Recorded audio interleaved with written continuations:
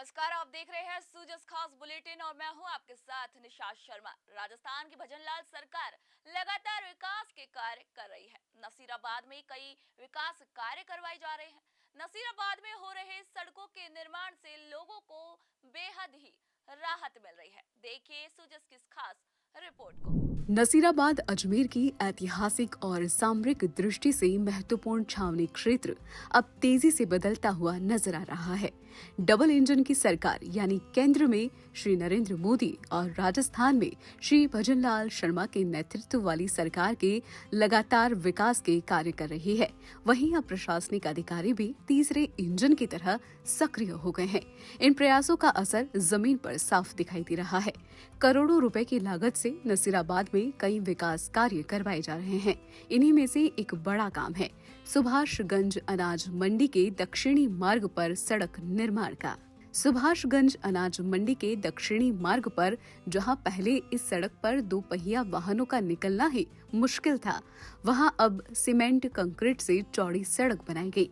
इस सड़क के निर्माण से अब बड़े ट्रक भी आसानी से निकल पाएंगे, जिससे व्यापारियों और आमजन को आवागमन में बड़ी राहत मिलेगी।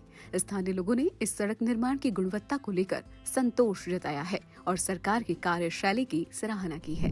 पहली बार नशीराबाद की जनता ने केंद्र की सरकार में, राज्य की सरकार में भरोसा दिखाया। उस भरोसे को देखते हुए हमारे जो आदरणीय हमारे सीओ साहब गुप्ता जी आमजन की गली गली मोहल्ले मोहल्ले गए और जन समाज में आए हुई सारी समस्याओं को उन्होंने प्राथमिकता से निस्तारण करते हुए शहर के विकास करने को चालू किया है।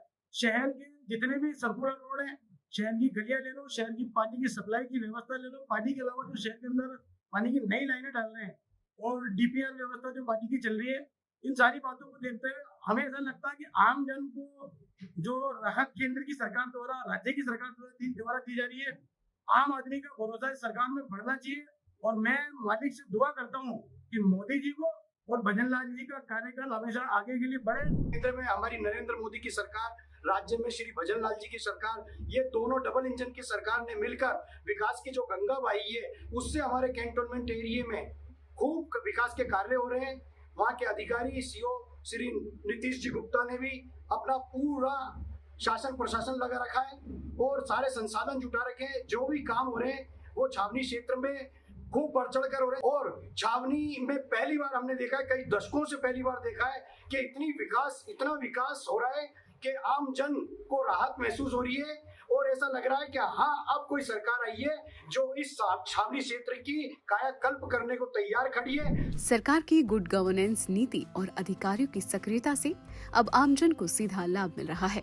केवल घोषणाओं तक सीमित न रहकर अब विकास धरातल पर नजर आने लगा है। सूजस खास बुलेटिन में फिलहाल के लिए इतना ही। फिर आप सभी से मुलाकात होगी नई खबर, नई जानकारी के साथ। तब तक के लिए नमस्कार।